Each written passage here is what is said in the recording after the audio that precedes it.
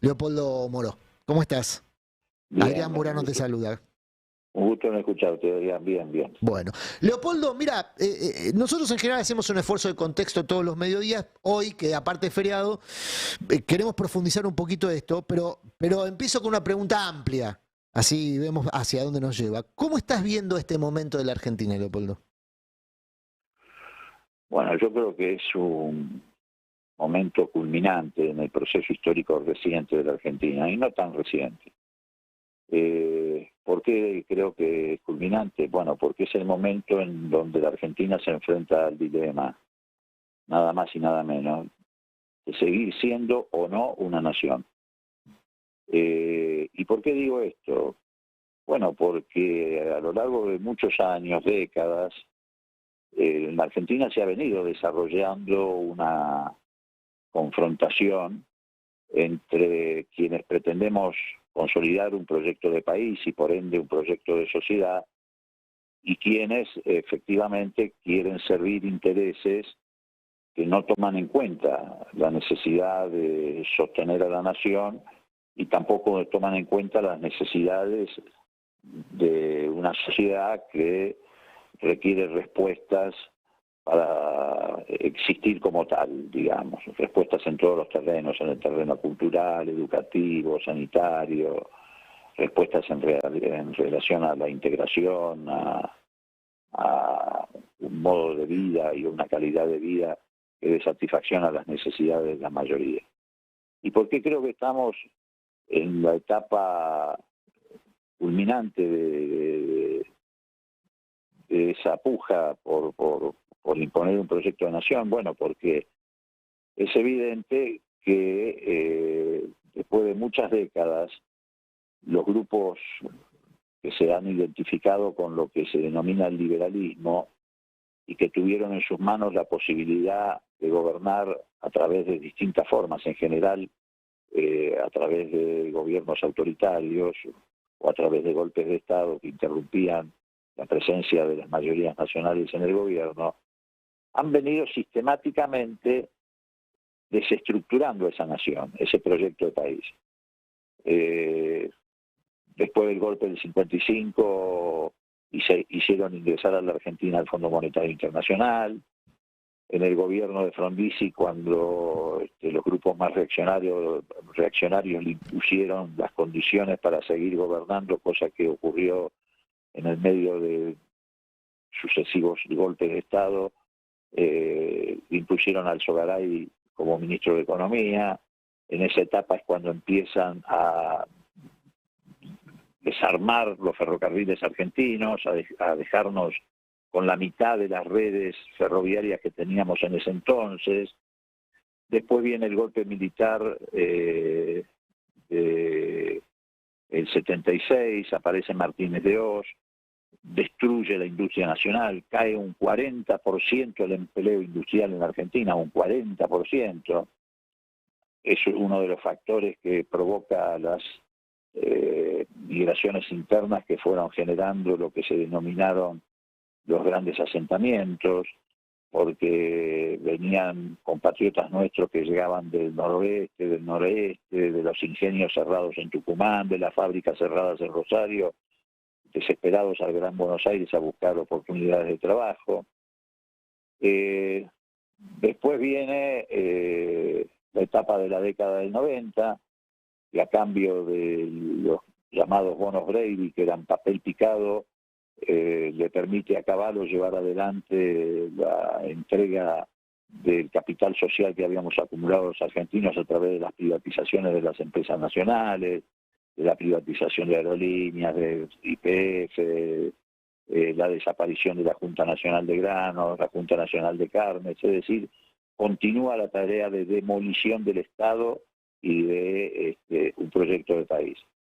Y eso después también se conecta con lo que ocurre en la etapa del macrismo. Y Milei hoy es la síntesis de todo eso, viene a dar la puntada final. ¿Cuál es la puntada final? Bueno, la puntada final es precisamente introducir definitivamente en la Argentina al capital financiero internacional y debilitar al Estado a punto tal de que pierda toda capacidad regulatoria para poder evitar la entrega de los recursos naturales de la Argentina, es decir, del litio, del gas, del petróleo, del agua potable, que tenemos en cantidad en el mundo, porque somos uno de los países, junto con Brasil, Uruguay y Paraguay, que posee uno de los reservorios más importantes de agua dulce. Y él viene a culminar esa tarea. Él resume todo ese proceso de destrucción que vino llevando adelante durante décadas el liberalismo en la Argentina. Y me parece entonces que es una disyuntiva muy importante la que estamos enfrentando. Cuando él habla de la dolarización, ¿qué acto de coloniaje más contundente o evidente que es dolarizar la economía argentina? Es casi como decir que vas a sustituir tus Fuerzas Armadas por una Fuerza Armada extranjera. Leopoldo, ahí te interrumpo. Mencionaste el tema de las Fuerzas Armadas y uno de los datos del domingo electoral, o dos datos asociados al domingo electoral, uno fue, bueno, la buena elección que tuvo Milei en la Antártida, que desde el punto de vista numérico no es relevante, pero sí fue relevante lo que dijo su jefe, el jefe de la base Marambio, después de ese proceso electoral, un poco haciendo público el porqué del voto mayoritario hacia Milei y prácticamente a Victoria Villarroel, a quien calificó como alguien distinto, que dice cosas distintas. Es un militar en actividad, es un comodoro. Y se supo después también de los festejos, de las celebraciones en Campo de Mayo, sí, en Campo de Mayo, sí, donde están presos varios genocidas. ¿Te preocupó particularmente esta situación? Sí, obviamente, claro, porque, digamos, reitero, lo que nos estamos jugando es la patria, pero también nos estamos jugando la democracia en esta disyuntiva. ¿Y el actor militar que parecía fuera de juego en términos de discusión política pretende volver con Milei? Yo creo que pretenden reivindicar una etapa de represión en la creencia de que esa reivindicación los volvería a colocar en un lugar expectante en la toma de decisiones en la Argentina. Me refiero al poder militar. Cuando en realidad es exactamente al revés, porque también las Fuerzas Armadas están frente a un dilema que no es nuevo para ellas. O son un ejército nacional o son un ejército colonial. Y también ese dilema que tiene la Argentina de ser un Estado nacional con un proyecto de país o ser un Estado colonial, también lo tienen las Fuerzas Armadas y también lo vienen teniendo desde hace muchas décadas hacia el interior de las propias Fuerzas Armadas. Entonces me parece que esto que te estoy diciendo, esta divisoria de aguas, atraviesa a toda la estructura institucional y política y social de la Argentina, también al empresariado. El empresariado tiene que definir si es un empresariado con raíces en nuestro país, que atiende las necesidades del desarrollo nacional, del desarrollo científico e industrial, o si es un empresariado que va a seguir simplemente generando recursos para poderlos trasladar al exterior a cuentas en paraísos fiscales. Entonces me parece que, por eso digo que estamos frente a un dilema central en la vida política de la Argentina. Estamos hablando con Leopoldo Moroz, diputado nacional por el Frente de Todos. ¿A qué le atribuís el éxito electoral de Milei en dos sectores en particular? Empiezo por los jóvenes. ¿Por qué crees que entre los jóvenes, entre los adolescentes, los sub-25, resultó atractivo o resulta atractiva la propuesta o la figura de Milei? En primer lugar, porque no tienen con qué comparar. Es decir, esa generación, esos chicos jóvenes, cuando Cristina se va del gobierno en el 2015, tendrían 10 años, 11, 9... y entonces efectivamente han transitado los años que han transitado en términos de conciencia política, si querés llamarlo de esa manera, en los momentos más difíciles del país, porque transitaron el gobierno de Macri, con todo lo que significó en materia de frustración, destrucción del aparato productivo, destrucción de los niveles de ingresos en el seno de sus propias familias, etcétera, y la etapa posterior de nuestro gobierno, que precisamente a partir de todos estos condicionamientos no ha podido dar respuestas a quienes tienen demandas en relación a todas estas necesidades insatisfechas. Y la segunda razón es que me parece que nosotros, y en esto creo que hay que asumirlo autocríticamente, me refiero a nosotros, me refiero al sistema político argentino, no hemos asumido la tarea de concientizar desde el punto de vista histórico. ¿Por qué? Porque se ha caído en la trampa de los que dicen, no hay que hablar de la historia. Claro, no quieren hablar de la historia porque la historia crea conciencia. Y te dicen, no, ¿para qué hablar del pasado? Hablemos solamente del futuro. Claro, si hablamos del pasado, entonces ahí sí podríamos haber creado conciencia en las nuevas generaciones de que en realidad esto que está planteando Milei no tiene nada de nuevo, representas a la verdadera casta oculta que es la que ha empobrecido a la Argentina, que es precisamente, reitero, el capital financiero internacional y sus socios locales. Y además hay otro factor también que influye mucho, no solamente en los segmentos juveniles, sino en otros segmentos de la sociedad, que es el deterioro al que deliberadamente llevaron a la política a través de una prédica antipolítica que permanentemente ponía la política en el territorio de la corrupción, de los peores comportamientos, etcétera. Bueno, esto ya es responsabilidad de los que quisieron consolidar un proyecto de derecha, de los grandes medios hegemónicos, acompañando la prédica del macrismo, en ese sentido, judicializando la política, llevando adelante procesos judiciales amañados, inventados, etcétera, que no hicieron más que deteriorar al sistema político argentino. Y bueno, eso también ha tenido una gran influencia, ¿no? Leopoldo, vos estuviste, bueno, en muchos procesos electorales, en distintos roles y en distintas circunstancias. En uno de ellos fuiste candidato a presidente, quizá en el momento más crítico de la Unión Cívica Radical.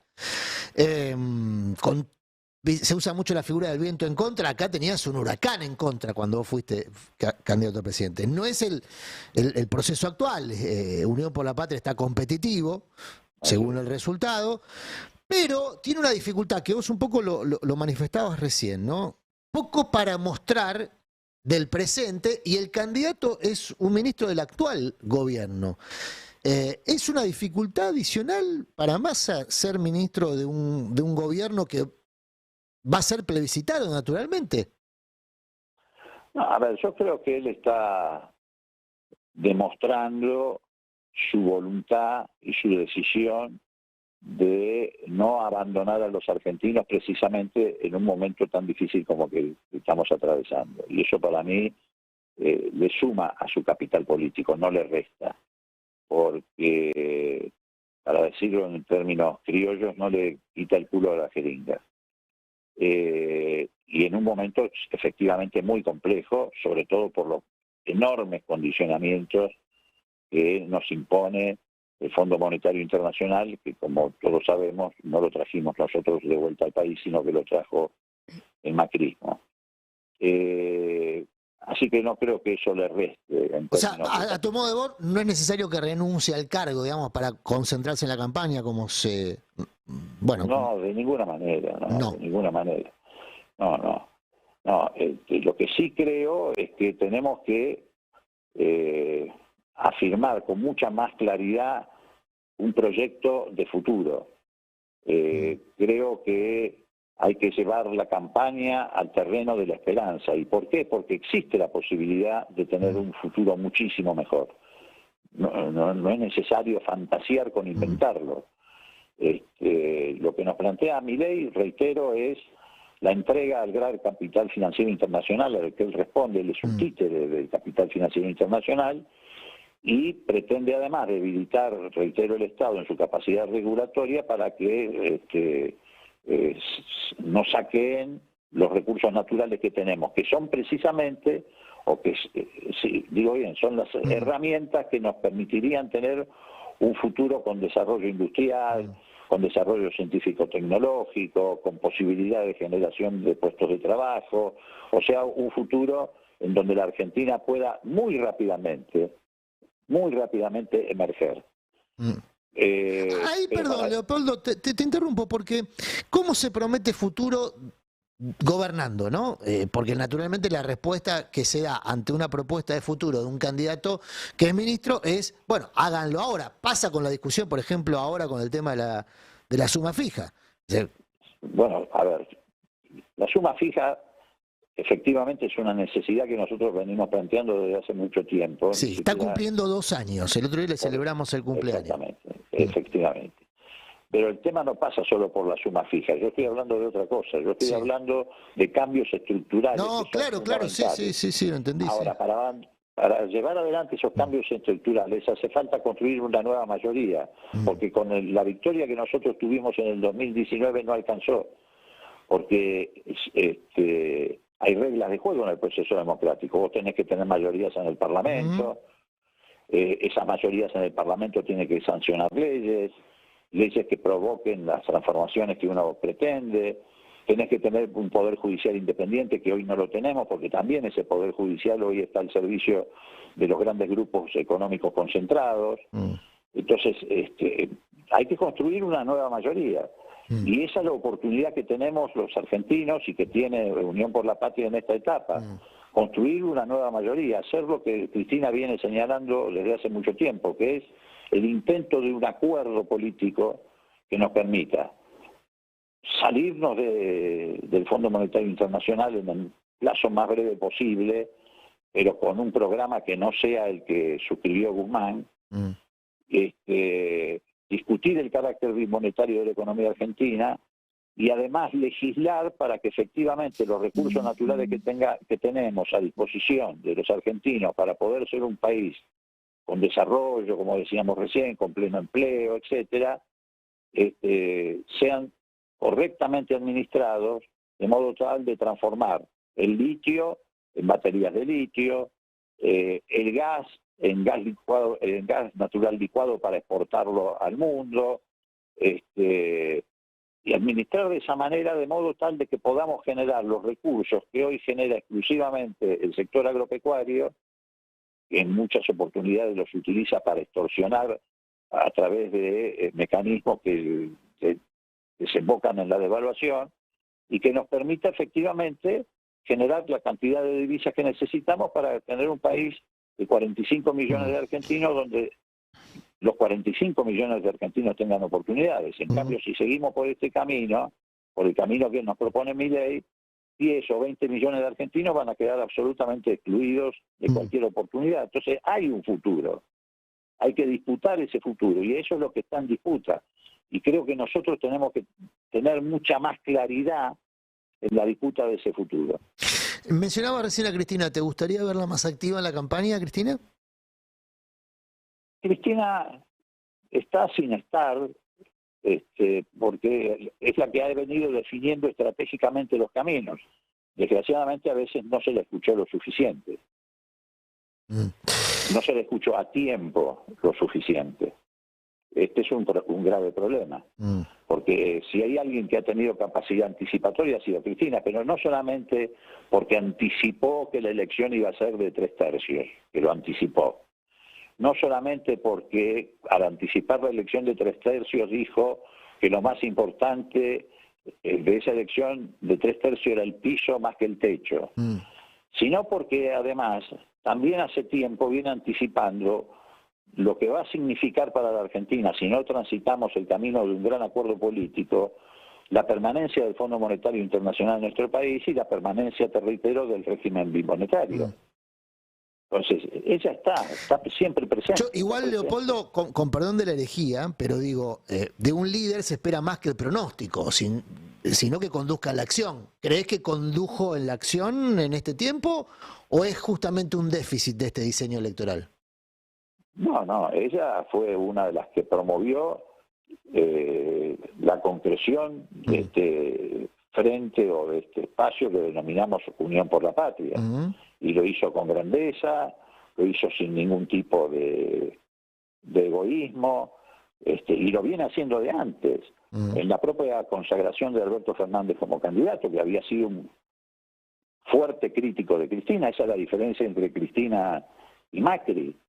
Cristina es una líder política que deja de lado también a veces sus propios sentimientos personales o los agravios de los que pudo haber sido en algún momento víctima, porque pretende construir una fuerza política que a su vez consolide un proyecto de país.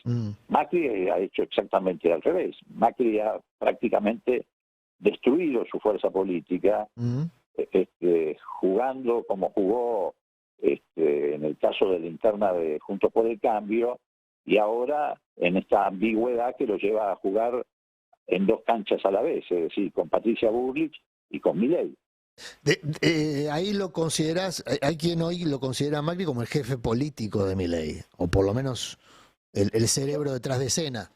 A ver, yo no sé si es el jefe político, lo que sí sé es que es un socio natural de Milei en el camino, te reitero, de debilitar al Estado para que el Estado no tenga capacidad de regular al mercado. Porque la propuesta de Milei, que te reitero, es más vieja que la historia de la humanidad, es muy simple, es decir, es dejar desarmada la sociedad sin un Estado que la defienda para que se impongan estos grandes capitales financieros internacionales, es decir, para que se imponga la ley del más fuerte. Esto Alfonsín lo definía con mucha claridad hace mucho tiempo atrás cuando hacía referencia al liberalismo. Alfonsín decía que el liberalismo pretende que el zorro libre entre al gallinero libre para comerse a las gallinas libres. Es decir, ¿qué pretenden ellos? Que se imponga en el marco de la ley de la selva el más fuerte. Y el más fuerte hoy en el mundo es el capital financiero internacional, que en el caso concreto de la Argentina tiene nombre y apellido. Por ejemplo, el fondo BlackRock, que es uno de los principales, o mejor dicho, es el principal deudor privado o de la deuda privada que tiene la Argentina. Y uno de los principales asesores de Milei, que el otro día estuvo en la charla que Milei tuvo con el Fondo Monetario Internacional, es el representante en Argentina de ese fondo BlackRock. Ahí estás tocando un tema central, Leopoldo. Te iba a despedir, pero acabas de tocar un tema que conecta con lo que acabamos de mencionar. Milei tiene mucha plata detrás, mucha. Nosotros contábamos el despliegue que está haciendo en redes sociales este fin de semana para difundir noticias falsas, con videos falsos y demás, y todo eso cuesta mucha plata, como lo vimos en las campañas de Trump, de Bolsonaro y compañía. ¿Vos ves la mano de este fondo de inversión, que en su momento también estuvo detrás de noticias falsas y de campañas de fake news con Cristina, ¿no? En el caso de la pulseada con los buitres. ¿Ves esa mano ahí? Eso te puedo dar fe absoluta. Yo vi con mis propios ojos en el ordenador de una periodista de Guardian, cuando participé en Londres de una reunión de una comisión de investigación parlamentaria sobre aquel famoso grupo llamado Cambridge Analytica, de puño y letra el papel que le dejó Paul Singer a los de Cambridge Analytica para llevar adelante la campaña en el 2015 contra el gobierno argentino. Vos, escúchame, ¿vos no te acordás que formaron un grupo que se llamaba Fuerza de Tareas, la Task Force de Argentina? Sí. Bueno, muy bien. Milei representa eso claramente. Y también representa a quienes quieren un modelo laboral al estilo del Rappi. Por eso uno de los que respalda con entusiasmo a Milei es Galperín. Leopoldo, te agradecemos mucho este rato que nos has dedicado en un día no laborable, digamos. Igual, me imagino que en tu vida, ¿recordás algún día no laborable en tu vida? No, ¿No? La verdad que no. No solamente desde el punto de vista de la militancia política, sino también desde el punto de vista de la actividad laboral de uno. Yo me tuve que poner a laburar a los 16 años porque murieron mis padres. Y me acuerdo que el primer trabajo que tuve fue en aquella época. Si tenías menos de 18 cuando ingresabas a trabajar, tenías un régimen especial en la administración pública. Yo empecé a trabajar en la Municipalidad de San Isidro. Era ser jornalero. Claro. Era una especie de trabajo precario, digamos así, porque carecía de algunas de las ventajas que significaba el trabajo registrado. Así que trabajar uno ha trabajado a lo largo de toda su vida. Leopoldo, yo decía, fuiste protagonista de las últimas 4 décadas. ¿Cuál fue, por lo menos de la democracia? Arrancaste mucho antes con la militancia, ¿no? Pero de estas 4 décadas de democracia en las que vos estuviste en muchos episodios muy críticos, ¿cuál es el episodio más crítico que te viene a la memoria si te ponen a elegir uno? El momento más crítico de tu vida como político, no de tu vida personal, sino de la vida política argentina, en tu testimonio, digamos. Y el más crítico fue Semana Santa, porque ahí es donde se ponía a prueba la solidez del proceso democrático que habíamos iniciado en el 83. Digo, se ponía a prueba fundamentalmente a partir de la reacción de la sociedad, de cuál fuera la reacción de la sociedad frente a eso. Y la verdad es que la respuesta fue extraordinariamente importante, porque fue la primera vez que fue la sociedad, el pueblo, el que en las calles frenó un intento de golpe de Estado. Y eso, de alguna manera, estaba demostrando hasta dónde y hasta cuándo y en qué profundidad había calado la prédica democrática. Yo creo que ese fue un momento decisivo. ¿Y crees que puede estar en riesgo el consenso democrático en Argentina en este momento? Está en riesgo. Está en riesgo. Entre otras cosas porque ese pacto democrático fue roto a partir del 2015 por el macrismo y los grupos económicos concentrados y sobre todo los medios hegemónicos que empezaron una tarea de demolición a partir del discurso del odio. Son ellos los responsables de Milei, los que han llevado al país a la confrontación de lo que ellos llaman la grieta a partir de los discursos de odio. Esos discursos de odio han engendrado a Milei. Leopoldo, gracias por esta charla, ha sido muy amable. Gracias a ustedes. Hasta luego. Leopoldo Moró, diputado nacional del Frente de Todos. Un país unido por la radio.